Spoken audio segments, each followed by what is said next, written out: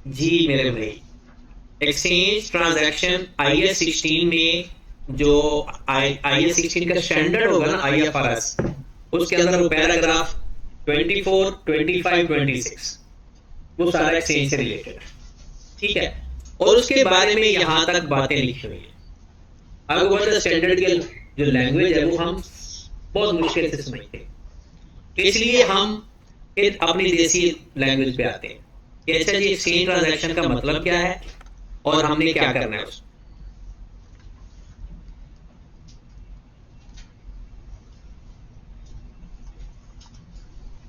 Exchange transaction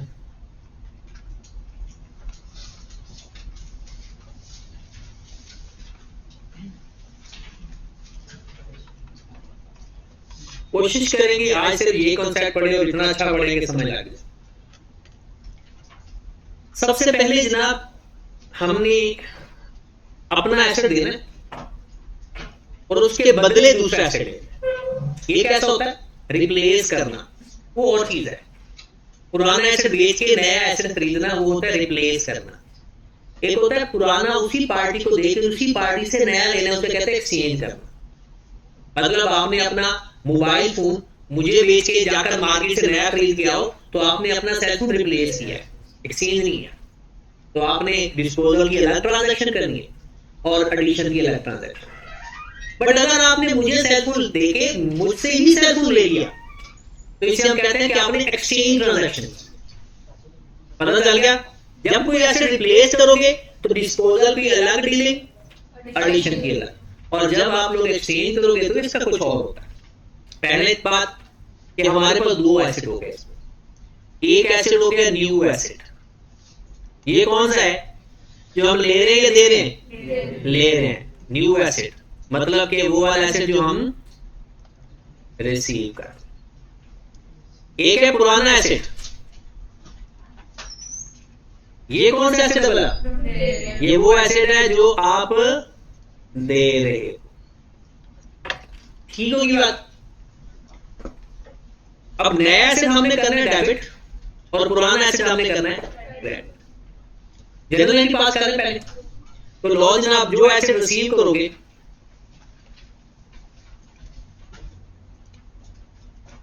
वो हमने करना है डेबिट, और जो एसेट हमारा जा रहा है उसका क्या करेंगे? क्रेडिट। एसेट ओल्ड एसेट लिख दो या एसेट गिवन आप लिख दो।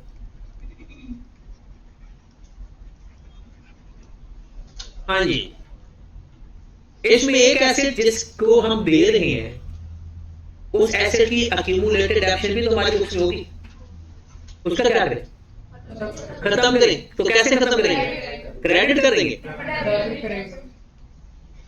जो हमारी अक्यूमुलेटेड डेप्रिसिएशन होती है बाय डिफॉल्ट क्रेडिट होती है। जब हमने इसको रिमूव करना होता है तो क्या करना होता है? हमने डेबिट करना होता है। ठीक है, ये तो जनरल बातें होगी ना। नया एसेट डेबिट, पुराना क्रेडिट। अच्छा, नए एसेट की अक्यूमुलेटेड डेप्शन का क्या करें? नए एसेट की वो तो हमारे पास क्या करने आएगी? वो तो जो जिसके पास था वो जो मर्जी करे, तो इसलिए हमने उसका कुछ नहीं करना। क्या ऐसा हो सकता है कि आपने एसेट लिया और एसेट दिया, कुछ दरमियान में कैश भी इन्वॉल्व हो जाए? मतलब अगर हमारा एसेट ज्यादा पुराना है, उसका नया हो गया तो थोड़ा सा कैश भी देना पड़ जाए। या ऐसा भी हो सकता है हम कैश रिसीव करें। तो अगर हम कैश पे करेंगे तो डेबिट करेंगे या क्रेडिट? अगर हम कैश पे करेंगे तो क्रेडिट, और अगर कैश रिसीव करेंगे तो डेबिट। क्या ये दोनों एट द सेम टाइम हो सकते हैं? नहीं, या कैश पे होगा या कैश रिसीव होगा। इसके बाद भी एक ट्रांजैक्शन आएगी, इनका डिफरेंस। अगर डेबिट साइड पर आया तो हमें लॉस हुआ है इस ट्रांजैक्शन पे, और अगर क्रेडिट साइड पर आया तो हमें गेन। तो फिर एक और चीज भी यहां पर आ सकती है, वो आ सकती है जनाब SPL। यहां पर आएगा तो लॉस, SPL यहां पर आएगा तो गेन। ये इसकी ट्रांजैक्शन होगी। ओके होगी बात? आप कहोगे इतनी बड़ी हवा थी लेकिन अभी तक कुछ ऐसा हुआ नहीं। देखिए जो पुराना एसेट है कौन सी वैल्यू से क्रेडिट होगा, जो पुराना एसेट है किस वैल्यू से क्रेडिट होगा, अपनी कॉस्ट से। जितना कैश रिसीव या पे करेंगे वो सवाल के अंदर बताया होगा या हम खुद से फाइंड कर लेंगे। गेन या लॉस तो होती बैलेंसिंग फिगर है, अक्यूमुलेटेड डेप्रिसिएशन या गिवन होगी या फाइंड कर लेंगे। लेकिन प्रॉब्लम आ गया इसका, यहां पर क्या करें, क्या करना चाहिए। अब हम कहेंगे नया एसेट तो वो होता है ना जितने का हमने खरीदा उससे डेबिट या फिर इंस्टॉलेशन कॉस्ट वगैरह। अब प्रॉब्लम ये है हम नया एसेट ले रहे हैं, एक अपना पुराना एसेट दे रहे हैं, तो नए एसेट की कीमत क्या हुई, पुराना एसेट या जितने का ओरिजिनल है वो। अब देखिए मैं पुराना एसेट भी दे रहा हूं, थोड़ा कैश भी दे रहा हूं, तो नए एसेट की वैल्यू क्या हुई, पुराना एसेट प्लस कैश या जो उसकी कीमत है वो। मतलब एक नया एसेट है उसकी कीमत है जनाब 50 लाख, उसकी असल कीमत क्या है 50 लाख। मैं अपना एसेट दे रहा हूं जिसकी कीमत है 30 लाख और साथ उसको 15,000 रुपए भी दे रहा हूं, तो मुझे तो नया एसेट 45,000 का पड़ा। मुझे एसेट कितने का पड़ा 45,000 का। तो नए एसेट की वैल्यू कौन सी लिखेंगे ये हमें स्टैंडर्ड गाइड करता है, अपनी मर्जी चला नहीं सकते। जैसे स्टैंडर्ड ने कहा बाकी सारी चीजें कैलकुलेट होगी, गिवन होगी या कैलकुलेट होगी, लेकिन नए एसेट की कॉस्ट क्या कौन सी लिखनी है ये हमें स्टैंडर्ड बताता है। स्टैंडर्ड क्या कहता है, आओ जरा स्टैंडर्ड की सुने थे। स्टैंडर्ड कहता है सबसे पहले देखो एक्सचेंज के केस के अंदर, मतलब ट्रांजैक्शन आपकी एक्सचेंज की है, अगर किसी का ध्यान बढ़ रहा है तो कर्टन नीचे कर सकता है, अगर ध्यान इधर उधर जा रहा है तो, क्योंकि मेन चीज है कि कंसंट्रेशन है। वो कहता है पहले ये देखो जो आपकी ट्रांजैक्शन है वो कमर्शियल सब्सटेंस है या lack of commercial substance. Lack of commercial substance क्या मतलब है, वो कोई जान पहचान वाले बंदे से या कोई ट्रांजैक्शन के अंदर कोई चेंज नहीं आ रहा। तो अगर है लैक ऑफ कमर्शियल सब्सटेंस तो और चीज होगी,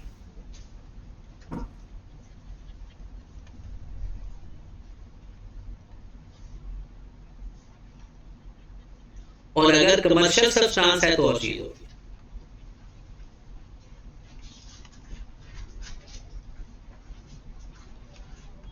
अगर ट्रांजैक्शन साइलेंट है तो फिर भी क्या समझा जाएगा, कमर्शियल सब्सटेंस।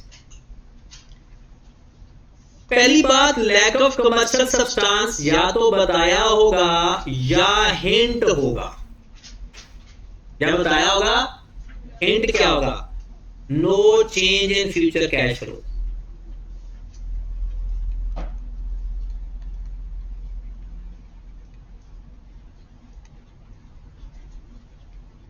कहता भाई ट्रांजैक्शन से कोई फ्यूचर कैश फ्लो के अंदर चेंज, मतलब आपकी transaction no saving no extra cost, ना कोई फायदा हुआ ना कोई एक्स्ट्रा नुकसान हुआ। पुराने एसेट से भी यही होना था, नए एसेट से भी वही हो रहा है। इसका मतलब है लैक ऑफ कमर्शियल सब्सटेंस है। But if there any change in future cash flow फिर कमर्शियल सब्सटेंस। ये तो लिखा हुआ है सिर्फ हमारी बुक में, मैं कुछ दो बातें और एक्स्ट्रा लिख देता हूं आपको। No change in method of usage,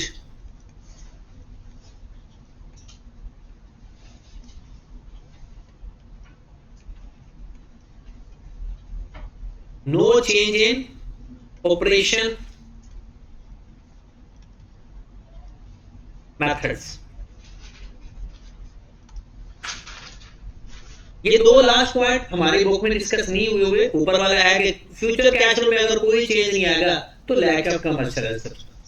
तो पेपर के अंदर अगर लिखा हो लैक ऑफ कमर्शियल सब्सटेंस या उसकी ये निशानी लिखी हो तो समझेंगे लैक ऑफ कमर्शियल सब्सटेंस, वरना कमर्शियल सब्सटेंस मतलब कि कोई वाकई तिजारत हुई है, कोई कारोबारी बात हुई है, ऐसे नहीं कि सिर्फ शौक पूरे हुए। जैसे मैं आपको कहता हूं आपका एक प्लॉट पड़ा हुआ है किसी जगह पर, मतलब जिस जगह आपका प्लॉट पड़ा है और एक भाई साहब सपोज दैट एक ए है और एक आप हो, और यहां पर एक के ससुराल वाले रहते हैं और यहां पर आपके ससुराल वाले रहते हैं। अब है ये कि आपका इधर प्लॉट पड़ा है जहां किसके ससुराल है, और यहां पर एक प्लॉट पड़ा हुआ है। अब आप चाहते क्या हो, हर कोई ससुराली ससुराली हो जाए, मतलब इधर जिसके कुछ सगे हैं रिश्तेदार हैं उधर चले जाए। वैसे तो बात सही की है भाई साहब ने, हालांकि माशाल्लाह अभी इसका वक्त नहीं आया, लेकिन पहले से ये ट्रेन है। तो आप चाहते हो कि जनाब वो वाला प्लॉट वो रख ले, यानी आपस में एक्सचेंज कर लो सेम, यानी वो यानी है सपोज ये भी 10 मरले का प्लॉट है, ये भी 10 मरले का प्लॉट है, आपने सिर्फ ऑनरशिप चेंज की, बाकी देयर इज कोई उससे पैसा लिया नहीं, कोई दिया नहीं, कोई कुछ नहीं हुआ, सादा सा काम हुआ। तो ये है लैक ऑफ कमर्शियल सब्सटेंस। ये क्या हुआ, लैक ऑफ कमर्शियल सब्सटेंस। हाँ, अगर कोई फायदा नुकसान होता, आपको फ्यूचर कैश फ्लो में कोई चेंजेस आती, मेथड ऑफ ऑपरेशन चेंज होता, सपोज यहां पर कोई कमर्शियल, ये कमर्शियल एरिया होता, ये रेजिडेंशियल एरिया होता, तब भी मसला आना था, तो फिर भी वो कमर्शियल सब्सटेंस होती, क्योंकि जाहिर सी बात है जो रेजिडेंशियल एरिया है उसके कैश फ्लो और होंगे फ्यूचर में, और जो रेजिडेंशियल एरिया होगा उसको कुछ और होंगे। हो सकता है ये घर बना हुआ है और यहाँ पर दुकानें बनी हुई हैं, तो फिर भी इनके फ्यूचर कैश फ्लो चेंज होंगे, तो फिर commercial substance, otherwise lack of commercial substance. ठीक होगी बात। तो अगर वो लैक ऑफ कमर्शियल सब्सटेंस है और आपने नए एसेट की वैल्यू लिखनी है, तो पता है क्या लिखोगे नए एसेट की वैल्यू, न्यू एसेट की कॉस्ट। अरुण क्या लिखोगे, अगर लैक ऑफ कमर्शियल सब्सटेंस है तो नया एसेट जो आप ले रहे हो, क्योंकि बाकी तो सारा कुछ लिख चुके हो, जो कॉस्ट ऑफ न्यू एसेट आएगी, तो जो पुराने एसेट की बुक वैल्यू है वही नया एसेट की कॉस्ट है। जो पुराने एसेट की बुक वैल्यू है, क्योंकि चेंज तो कुछ है नहीं, तो फिर आपने पुराना एसेट किस वैल्यू में लिखा हुआ है, बुक वैल्यू पे, तो उसकी जो कॉस्ट होगी वो आपने लिखनी है book value of old asset plus minus cash. कि अगर थोड़ा कैश दे रहे हो तो प्लस कर दो, ले रहे हो तो माइनस कर दो। तो अगर कैश पे कर रहे हो तो प्लस कर देना, और अगर कैश रिसीव कर रहे हो तो माइनस कर देना। मतलब बुक वैल्यू जो आपके एसेट की थी वही नया एसेट की कॉस्ट है। हाँ, अगर थोड़ा और कैश भी दे रहे हो तो फिर आप अपना एसेट भी दे रहे हो और कैश भी दे रहे हो, तो प्लस करके नया एसेट, और अगर कैश ले रहे हो तो माइनस करते हो। ये काम करना है लैक ऑफ कमर्शियल सब्सटेंस हो तो, ये काम करना है लैक ऑफ कमर्शियल सब्सटेंस हो, और अगर कमर्शियल सब्सटेंस हो तो फिर क्या करना है, लिख लिया था यार। अगर कमर्शियल सब्सटेंस हो तो फिर क्या करना है,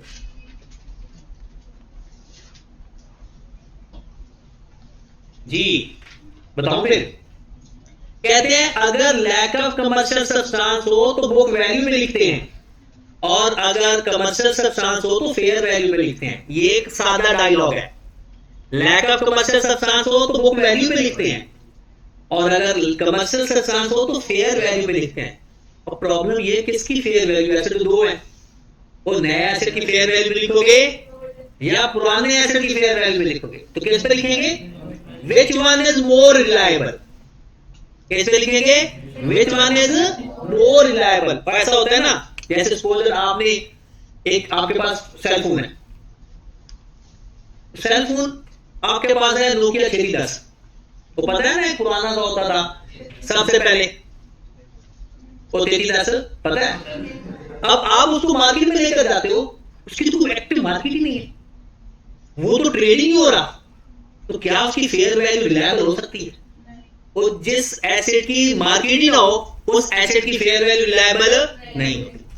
तो कहते हैं आपने उस एसेट की फेयर वैल्यू पे लिखना है जिसकी फेयर वैल्यू ज्यादा रिलायबल है। अगली बात, दोनों ही रिलायबल है, तो फिर ओल्ड एसेट की फेयर वैल्यू वो मैं दिखाऊंगा, अभी तो मैं मजाक कर रहा था क्या। ओ भाई साहब, ये हफीज सेंटर खड़ा है, अपने मोबाइल ले जाओ वहां पर। अगर उसने कहा वो मोबाइल, वो सेलफोन जो एक्टिवली मार्केट आजकल चल रहे हैं, उनकी कोई वैल्यू होगी ना, और जिस पे वो बिकेगा पता चल जाएगा ना। लेकिन कुछ ऐसे सेलफोन होते हैं जिनकी मार्केट वो खत्म हो चुकी है। मतलब आप उसका चार्जर लेने जाओ ना, तो वो तेरी शक्ल देखकर कहेंगे कि यार तू अपने दादा बाबू का मोबाइल चोरी करके आया। मतलब उसकी कोई मार्केटिंग नहीं रही। आप मुझे कैसे पता चला? चलिए, तो अगर कमर्शियल सब्सटेंस है तो फेयर वैल्यू में लिखते हैं। कैसे लिखते हैं? वो फेयर वैल्यू कौन सी होती है जिस पे बिक सकता है मार्केट के अंदर? फेयर वैल्यू में लिखते हैं। लेकिन कौन सी फेयर वैल्यू? नए की या पुराने की? Which one is more reliable? If both are reliable. Old fair value. If both are not reliable. If both are not reliable. This is book value. Cost नहीं, book value. Book value. किसकी book value? Old asset की। दोबारा बताने लगा हूँ। एक तो फिर लिख रहे हो। मैं मजाक कर रहा हूँ, लिखाऊंगा। दोबारा है वापस। Commercial lack of commercial substance है तो किस पे? बुक वैल्यू पे। कमर्शियल सब्सटेंस है तो किस पे? Fair value. किसकी fair value? Which one is? If both are reliable, old asset की फेयर वैल्यू, और if both are not reliable, book value of. अब मैं इसको स्टेप बाय स्टेप लिखने लगा हूं। सबसे पहले वो कहता है कि number 1, if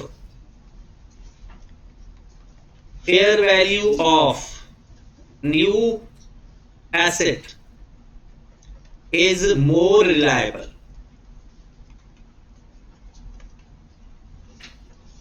Okay, cost of new asset किसके बराबर आएगी? Cost of new asset किसके बराबर आएगी? Fair value of new asset. Fair value of new asset. Number 2, if fair value of old asset is more reliable, फिर cost of new asset किसके बराबर आएगी? Cost of new asset fair value of old asset plus minus cash. फर्क तलाश करें जी। जब new asset था तो प्लस माइनस कैश, तो भाई ओल्ड एसेट भी दे रहे हैं, साथ कैश भी दे रहे हैं। इसका मतलब है नए एसेट की वैल्यू दोनों प्लस करके आएगा, और अगर कैश ले रहे हैं तो माइनस कर दो।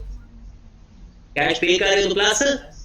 लेकिन यहां पर कैश ले रहे हो, दे रहे हो, ऐसा कोई चक्कर नहीं। जो नए एसेट की फेयर वैल्यू है वही नए एसेट की कॉस्ट है। ठीक होगी बात? ये मैंने सुनना है सारा। सो के लिखो, जाके लिखो, या आपकी अपनी मर्जी है। मैंने सुन के जांच छोड़नी है आप लोग। आगे चले तीसरे नंबर पर। और ऐसे याद कर लेना, सारी जिंदगी यही है आपकी। एक्सचेंज का एसेट, एक्सचेंज ऑफ एसेट कोई बताता रहेगा, ऐसे कर लो ऐसे कर लो, लेकिन इतनी डिटेल में ना किसी ने पढ़ाना है आपको बाद में, और ना ही आपके पास इतना टाइम है। हाँ जी, तीसरा case, if both fair value are reliable, if both fair value are reliable। अगर दोनों एसेट्स की फेयर वैल्यू रिलायबल है तो फिर कॉस्ट ऑफ न्यू एसेट किसके बराबर आएगा?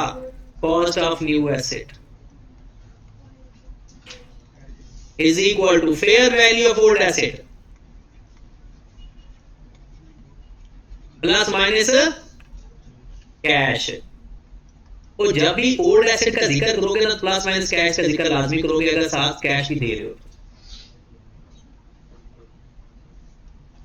जब भी ओल्ड एसेट की बात करेंगे तो प्लस माइनस कैश लाजमी करना है। कैश ले रहे हैं तो माइनस, दे रहे हैं तो वो भाई अपने एसेट भी दे रहे हैं, कैश भी दे रहे हैं। चौथी बात करें, लास्ट केस क्या रह गया? If both fair value are not reliable, both fair value are not reliable, फिर क्या करोगे, कॉस्ट ऑफ न्यू एसेट की जगह क्या लिखोगे, अपना नया एसेट किस वैल्यू पे लिखोगे, book value of old asset. Book value find करनी आती है ना, अपने एसेट की cost minus accumulated plus minus, mostly cash given नहीं होता तो बस फिर प्लस माइनस कैश करते नहीं है। अच्छा याद रखें, लोग इसको भी फ्यूचर कैश फ्लो में ट्रीट करते हैं। फ्यूचर कैश फ्लो ये नहीं है, फ्यूचर कैश फ्लो का मतलब है जब एसेट आपके पास आ जाएगा तो वो आपको कैश फ्लो प्रोवाइड करेगा, वो बेनिफिट प्रोवाइड करेगा। अगर उससे आपकी कोई सेविंग हो रही है तो कमर्शियल सब्सटेंस, कोई एक्स्ट्रा कैश आउटफ्लो हो रहा है तब भी commercial substance. If there is no change in future cash flow, lack of commercial substance. बात तो खत्म होगी, लेकिन इसको डिफरेंट अंदाज में मैं आपको घुमाता रहूंगा। देखिए डिफरेंट अंदाज, पहला अंदाज पहले मैंने क्या बताया, दोबारा चलते हैं। अगर लैक ऑफ कमर्शियल सब्सटेंस हो, book value of old asset plus minus cash, कैसे पता चलता है लैक ऑफ कमर्शियल सब्सटेंस है, no change in future cash. अगर कमर्शियल सब्सटेंस है तो फेयर वैल्यू, किस एसेट की fair value, which one is, अगर दोनों रिलायबल हैं ओल्ड एसेट, और अगर दोनों रिलायबल नहीं है तो book value of old asset plus minus. अब अगली बात मैं आपको कहता हूं, book value plus minus cash पे कब रिकॉर्ड करते हैं। अब ऐसे करते हैं उल्टा, book value of old asset plus minus cash पे कब रिकॉर्ड करेंगे, सिचुएशन बताएं, कितनी सिचुएशन है। बुक वैल्यू पे रिकॉर्ड करने की दो सिचुएशन, एक लैक ऑफ कमर्शियल सब्सटेंस, दूसरा a fair value are not done. अगली बात, न्यू एसेट की फेयर वैल्यू पे कब रिकॉर्ड करेंगे, जब न्यू एसेट की fair value reliable, old asset की fair value plus minus cash पे कब करेंगे। दो सिचुएशन कौन सी, एक fair value of old asset is more reliable and if both assets fair value is reliable. Done. पहले आपने पढ़ा सीधे तरीके से, सीधे तरीके से क्या था जी, लैक ऑफ कमर्शियल सब्सटेंस है, book value plus minus cash old asset की, न्यू एसेट की फेयर वैल्यू रिलायबल है, उसकी फेयर वैल्यू न्यू एसेट के साथ प्लस माइनस कैश नहीं है, ओल्ड एसेट की फेयर वैल्यू रिलायबल है, उसकी fair market value plus minus cash, दोनों रिलायबल है, fair market value old plus minus cash दोनों रिलायबल नहीं है। अब हम कहते हैं उल्टा अंदाज, उल्टे अंदाज में क्या करना है, उसमें तीन सिचुएशन बनती है। नंबर वन, बुक वैल्यू पे कब लिखना है, book value plus minus cash पे कब लिखते हैं, नए एसेट, ये सब कुछ किसके लिए हो रहा है, नए एसेट की कॉस्ट के लिए कब लिखते हैं, दो सिचुएशन है, lack of commercial substance, fair value not reliable. ठीक होगी बात। नंबर एक सिचुएशन, दूसरी situation fair value of old asset plus minus cash पे कब लिखते हैं, fair value of old asset, old fair value reliable, या बोथ आर रिलायबल। और ये समझ लग रहा है ना। और last one, fair value of new asset पे कब लिखते हैं, यहां प्लस माइनस कैश नहीं है तो फेयर वैल्यू ऑफ, जब ये रिलायबल हो, न्यू फेयर वैल्यू रिलायबल हो, वो बात समझ गया हो। तो जरा मैं आपको स्टैंडर्ड का दर्शन करवाऊं, स्टैंडर्ड क्या कहता है, आओ जरा स्टैंडर्ड पे आओ। सबसे पहले यहां तक पढ़नी है बात, ये आपकी बात होगी पहले वाली बुक वैल्यू वाली, जरा देखिएगा। An asset may be acquired, तो लिख लिया है, पढ़ो वो नहीं, जरा से देख लो, पेज की जरूरत नहीं है, ये आपने हाईलाइट करना है। तो ये दूसरे पेज है 16 पर, वो पेज बता दूं, ये 56 पेज है, पेज नंबर 56 जी। अब उसके पर लिखने का कहता है, जब exchange of an another asset, the cost of such asset is measured at its fair value unless कहता है फेयर वैल्यू भी रिकॉर्ड करेंगे अनलेस से मुराद कहता है लैक ऑफ कमर्शियल सब्सटेंस हो तो फेयर वैल्यू नहीं आएगी, और fair value of neither the asset received nor the asset given up is reliably measurable. कहता है इन दोनों केसेस में फेयर वैल्यू नहीं लेंगे वरना फेयर वैल्यू लेंगे। अब अगर ये फेयर वैल्यू नहीं लेंगे तो क्या लेंगे? In simple terms an exchange transaction has commercial substance when entity further cash flow are expected to change। वो बातें समझ लग रही हैं? कहता है कमर्शियल सब्सटेंस कम समझा जाएगा जब future cash flow are expected to a material extent as a result of transaction. थोड़ी बहुत चीजें से भी फर्क नहीं पड़ेगा। मटेरियल का मतलब है कोई अच्छा खासा फर्क हो, वो मटेरियलिटी कांसेप्ट हमने पढ़ा हुआ है थोड़ा सा। It is usually assumed that exchange transaction has a commercial substance। ये हुई बात, आगे चलते हैं। If the new asset is measured at fair value, तो fair value होगी तो क्या करते हैं? जिसकी ज्यादा रिलायबल है। Fair value of asset given up is used to measure the cost of the asset received unless the fair value of the asset received is more clearly evident। और अंदाज उसका थोड़ा डिफरेंट है। बात वही कर रहा है, कहता है आपने ओल्ड एसेट की फेयर वैल्यू भी रिकॉर्ड कर लेना अनलेस if नए एसेट की फेयर वैल्यू रिलायबल। आगे if the new asset is not measured at fair value, its cost is measured at or carrying amount of asset given in the exchange for it। ये वही बातें उसने अपने अंदाज में लिखा नहीं, उससे हमारा अंदाज नहीं पसंद, हमें उसका अंदाज पसंद है। लेकिन ये है कि स्टैंडर्ड पढ़ने की प्रैक्टिस आपको हो जानी चाहिए। ठीक है, आगे चलें, सवाल करें आप। अच्छा, एंट्री तो मैंने आपको बता दिया है, एक दफा फिर कहते तो बता देता हूं, और ये चीजें मैंने सुनते रहना है आपसे कभी किसी भी वक्त। न्यू एसेट डेबिट करना है जनाब, ये जो हमारे पास आ रहा है सारा फसाद इसी का था, सारा फसाद इसका था। अक्यूमुलेटेड डेप्रिसिएशन ये हम फाइंड कर लेंगे, इसका कोई फसाद नहीं है। ओल्ड एसेट का कोई फसाद नहीं है। कैश ऑलमोस्ट पता होता है, थोड़ा थोड़ा सा फसाद इसका हो सकता है, और साथ फिर गेन या ठीक है। और जरा एक सवाल करते हैं। ये आपको आई कैप ने 4 ट्रांजैक्शन दी हुई है, ये अलग अलग हैं चारों। हम वन बाय वन करते हैं। सबसे पहले इसकी ट्रांजैक्शन में कोई फायदा नहीं जी। कहते हैं कि अगर कैश रिसीव करोगे या पे करोगे, इसका फर्क पता है? पे ब्रैकेट में लिखा होगा, जो ब्रैकेट में लिखा होगा वो पेड होगा, और जो बगैर ब्रैकेट के होगा वो आपने पहले इस तरह से पढ़ना है। पहली ट्रांजैक्शन कहता है आपने कैश रिसीव किया 1.1 मिलियन। अब जरा सवाल समझना है। एसेट गिवन अप ओल्ड है न्यू है, उसकी कॉस्ट है 10.3 मिलियन, उसकी बुक वैल्यू, क्या आप मुझे इसकी अक्यूमुलेटेड एसेट बता सकते हो? कैसे? हाँ जी, करो जरा इसको माइनस, अपने अपने कैलकुलेटर निकालो, मुझे माइनस करके इसकी अक्यूमुलेटेड एसेट बताओ जरा। 3. लो जी, ओल्ड एसेट की फेयर वैल्यू भी बताई हुई है। एसेट रिसीव्ड उसकी फेयर वैल्यू भी बताई हुई है। अब वो पहली ट्रांजैक्शन के बारे में लिख रहा है, एडिशनल इंफॉर्मेशन। आपका भी ये सवाल है, in case of transaction 1 fair value of both assets are reliable.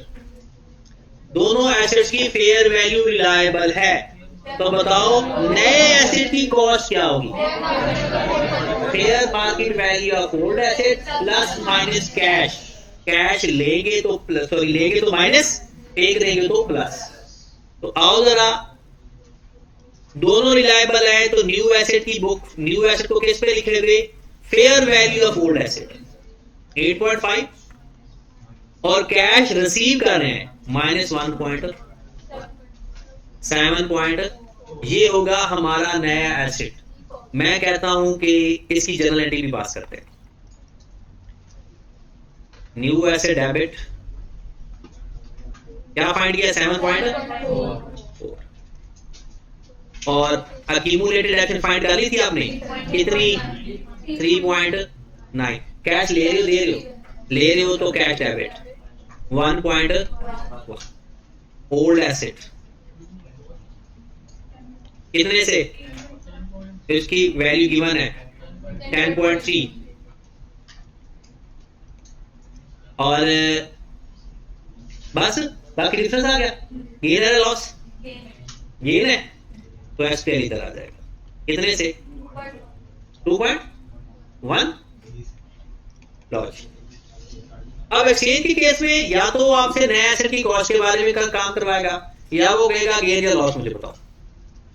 पहली ट्रांजैक्शन हमारी कंप्लीट जो वो, लेकिन ये तो हमने अपनी तसल्ली के लिए किया है। उसने क्या पूछा है वो बताएंगे बस। उसने अगर जर्नल एंट्री पूछी है तो जर्नल एंट्री पास करके देना। उसने नए एसेट की कॉस्ट पूछी है तो सिर्फ वो बताना। उसने गेन या लॉस पूछा तो सिर्फ वो बताना। मैंने बार बार कहता हूं रिपोर्टिंग का पेपर फेल होने की वजह प्रेजेंटेशन का खराब होना है। मतलब अगर मैं इसी सवाल में देखो जरा, इस सवाल के अंदर उसने पूछा क्या है जरा गौर फरमाएं। कहता है calculate the cost of asset received at each above transaction. सिर्फ नए एसेट की कॉस्ट उसने पूछी है तो आपने 1 2 3 4 लेकर उसकी कॉस्ट लिख दो पास। जनरल एंट्री तो हम अपनी तसल्ली के लिए पास कर रहे हैं क्योंकि हमने पेपर थोड़ी दे रहे हैं, हम तो अपनी प्रैक्टिस कर रहे हैं। दूसरी ट्रांजैक्शन पे चलें। क्या कहता है दूसरी ट्रांजैक्शन में? Fair value of asset received is clearly more evident. Fair value of new asset plus minus कुछ नहीं। जब नए एसेट की फेयर वैल्यू लेनी है तो बस आओ जरा कैश पे कर रहे हैं 2.1। ओरिजिनल कॉस्ट इसकी तो क्यूमुलेटेड एक्शन फाइंड करना पहले, इनको माइनस करके 5.1। नए पुराने एसेट की फेयर वैल्यू, नए एसेट की फेयर वैल्यू। लॉ जनाब कॉस्ट कौन सी लगी? कॉस्ट तो आ गई लेकिन हमें तो एंट्री भी पास करनी। आओ जरा एंट्री पास करते हैं।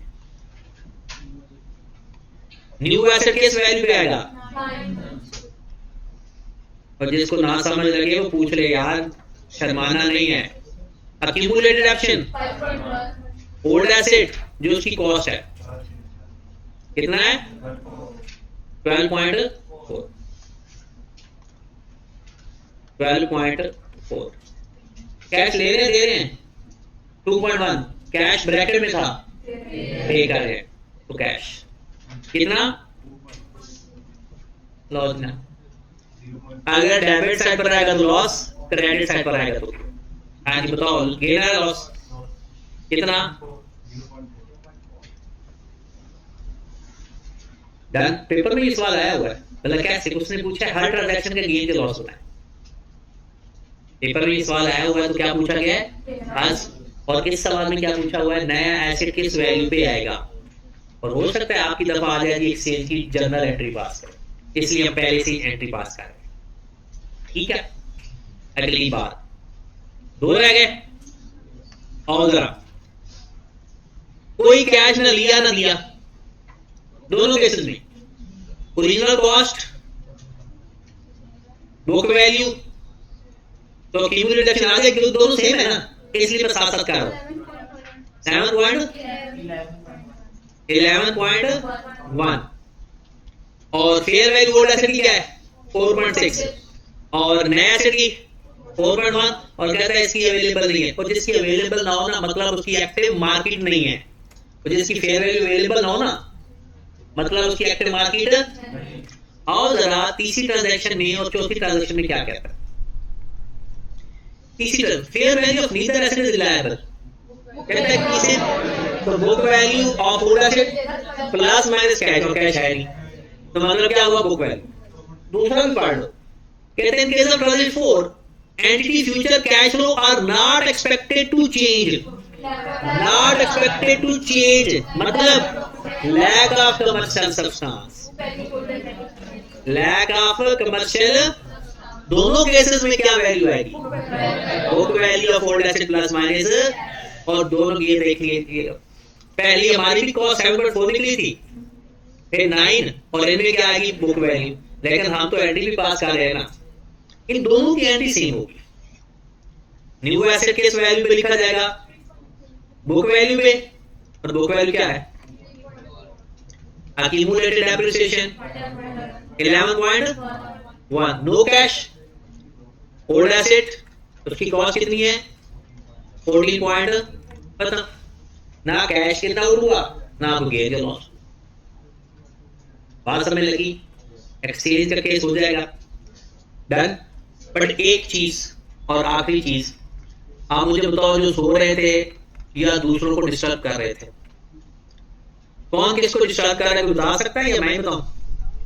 मतलब एक तो होता है ना बंदा खुद बात कर रहा होता है, एक हमसाए को मसला होता है, वो मुसलसल कोई ना कोई एडिशनल इंफॉर्मेशन देता रहता है।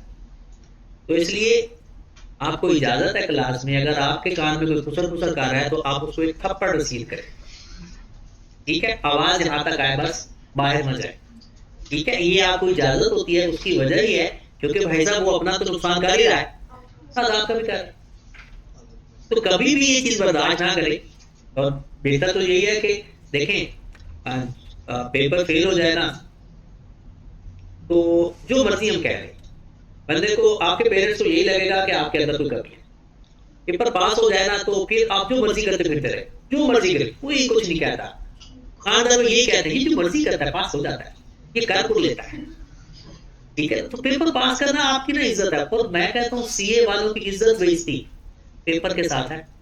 हमसे सलाम लोग बाद में लेते हैं, पहले पूछते हैं पेपर कितने पास।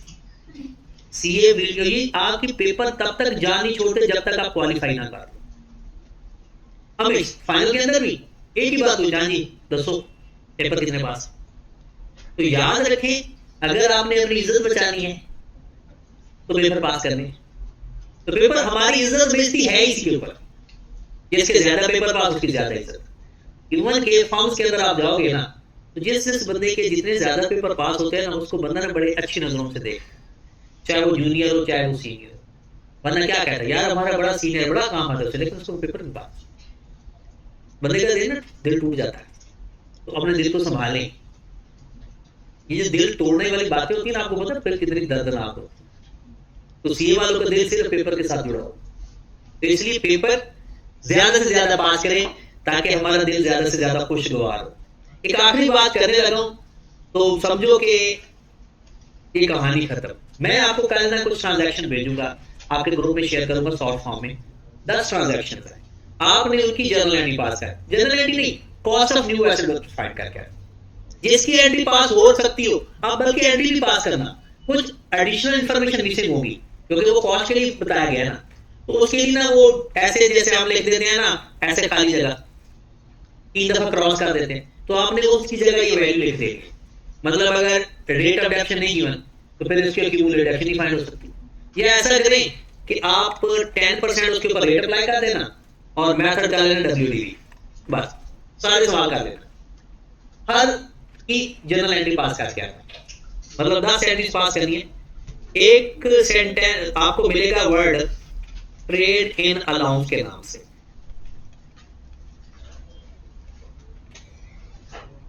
ट्रेड इन अलाउंस, ठीक है? ट्रेड अलाउंस का मतलब क्या होता है बताने लगे। सपोज दैट आपके पास थी बाइक और एक भाई साहब है उसके पास था सेल फोन। आपने इस सेल फोन भाई साहब वाले को, अब सेल फोन की हमने जो नई कॉस्ट है वो फाइंड करी स्टैंडर्ड ने जैसे कहा था। स्टैंडर्ड ने बता दिया ना कि नया आपके लिए जो सेल फोन है वो न्यू एसेट है।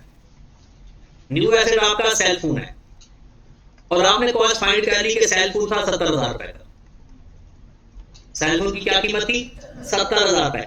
आपने एक तो उसको बाइक दे दी क्योंकि आपके पास पैसे नहीं थे, और साथ आपने उसको ना 20,000 रुपए भी दिया कैश।